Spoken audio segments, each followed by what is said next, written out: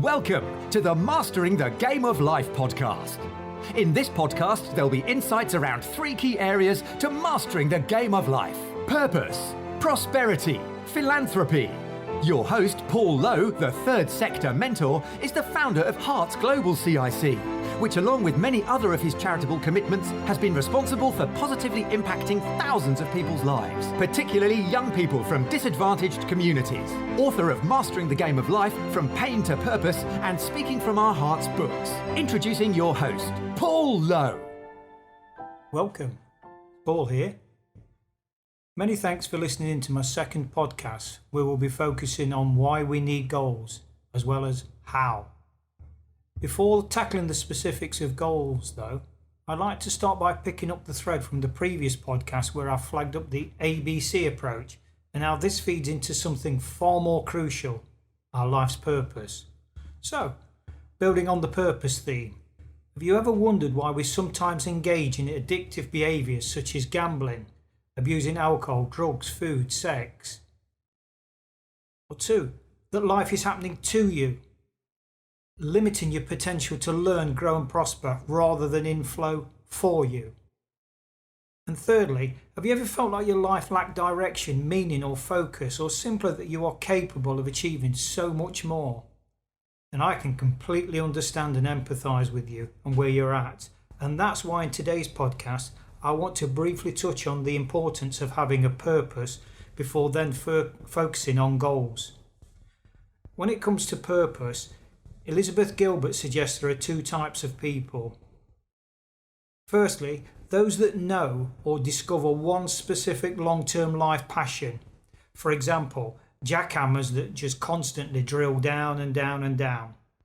Or secondly, those who enjoy discovering and getting curious about many new interests that excite them. These will be their short-term passions throughout their life. An example of this is a hummingbird that simply flits from one thing to the next. Despite spending 35 plus years as a binge drinking alcoholic, the power of labels, I was definitely a jackhammer. At this point, I'd just like to revisit, if I may, the background to my emergence from pain to purpose, not from a perspective of gaining a sympathy vote from a sob story around a child that endured sickening behaviour at the hands of his new stepfather.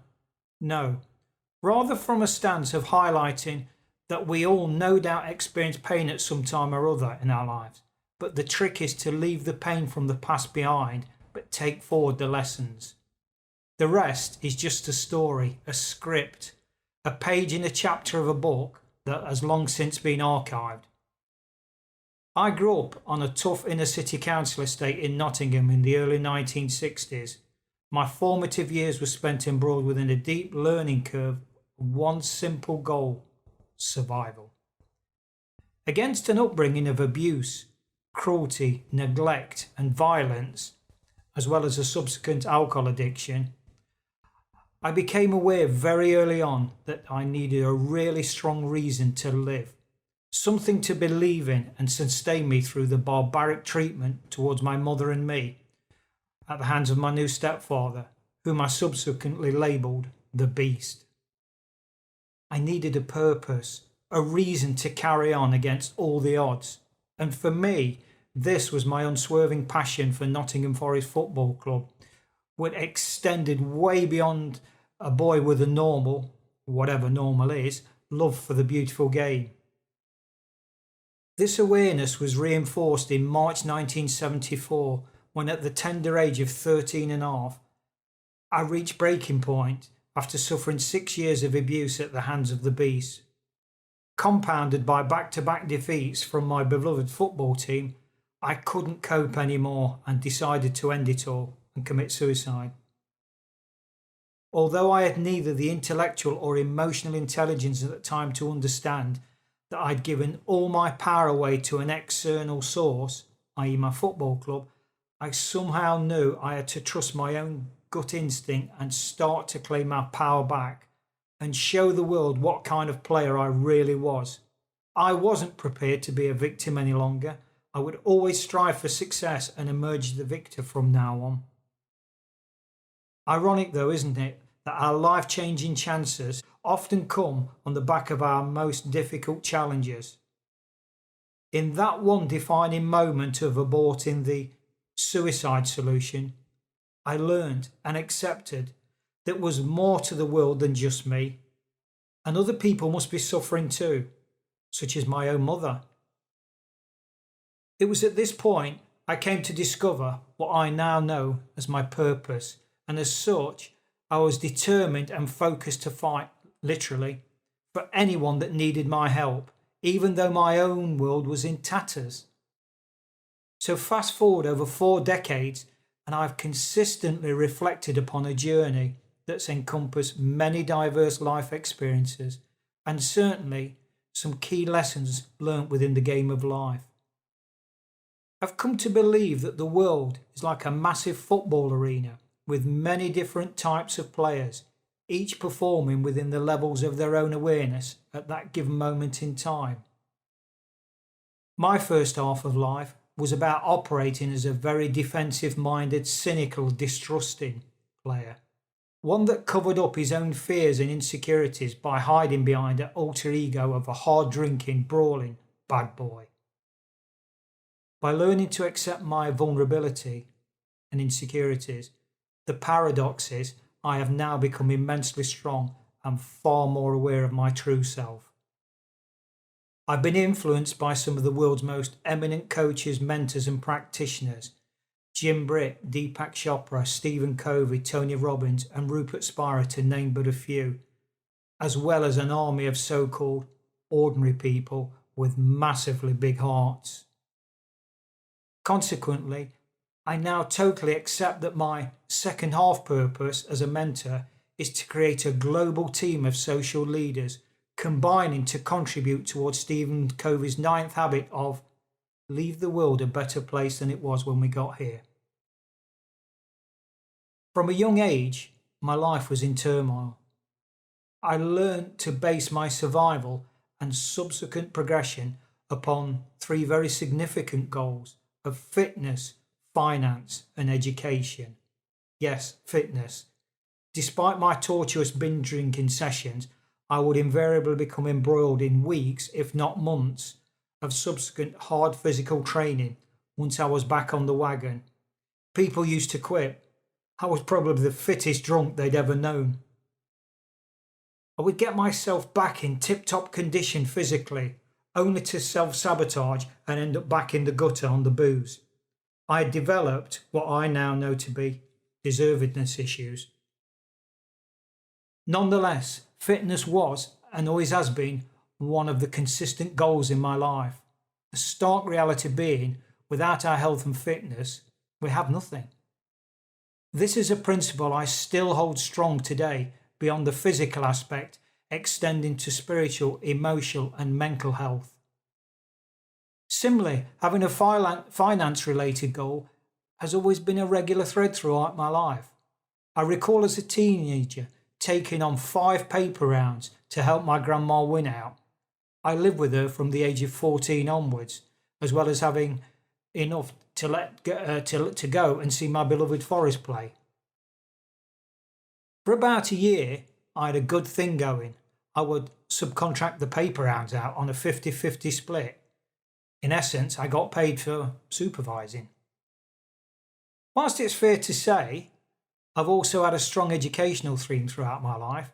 This has definitely changed from a formal academic approach to a more pragmatic one. Education for me these days means growth, not just learning for learning's sake. So what about your goals? And more importantly, are you aware of why and how? Maybe the answer to the first part of the question, why, lies in Bob Proctor's quote around purpose, vision and goals. Your purpose explains what you're doing with your life. Your vision explains how you're living your purpose. Your goals enable you to realise your vision. Nice words, eh? Whilst I personally agree with them, I also know that they're nothing more than fancy theory unless we actually do something about them. So what's the starting point? In goal setting, there are many variations to the life wheel, a circle that is usually split into 8 equal segments and allows us to assess where our lives may be at right now, with aspects such as money, career, personal development, health, etc., to name a few.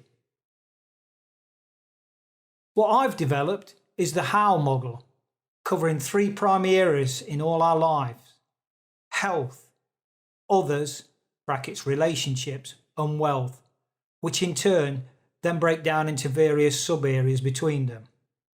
When deciding our goals, 2 vital considerations we need to factor in are what resources are required to achieve the goal, and more importantly, how can we be resourceful?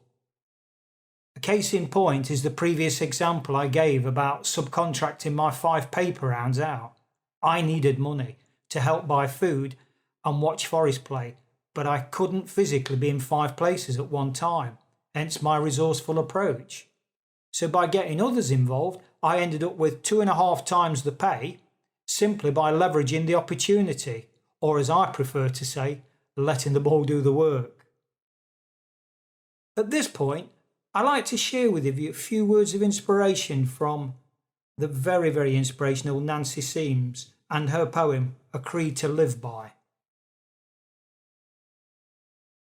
Don't underestimate your worth by comparing yourself to others. It is because we are different that each one of us is special. Don't set your goals by what other people deem important. Only you know what is best for you. Don't take for granted the things closest to your heart. Cling to them as you would your life, for without them, life is meaningless. Don't let life slip through your fingers by living in the past or for the future.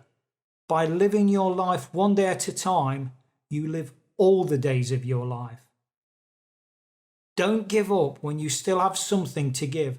Nothing is really over until the moment you stop trying. Don't be afraid to admit that you're less than perfect. It is this fragile thread that binds us all together and to each other. Don't be afraid to encounter risks. It's by taking chances that we learn to be brave. Don't shut love out of your life by saying it is impossible to find. The quickest way to receive love is to give love.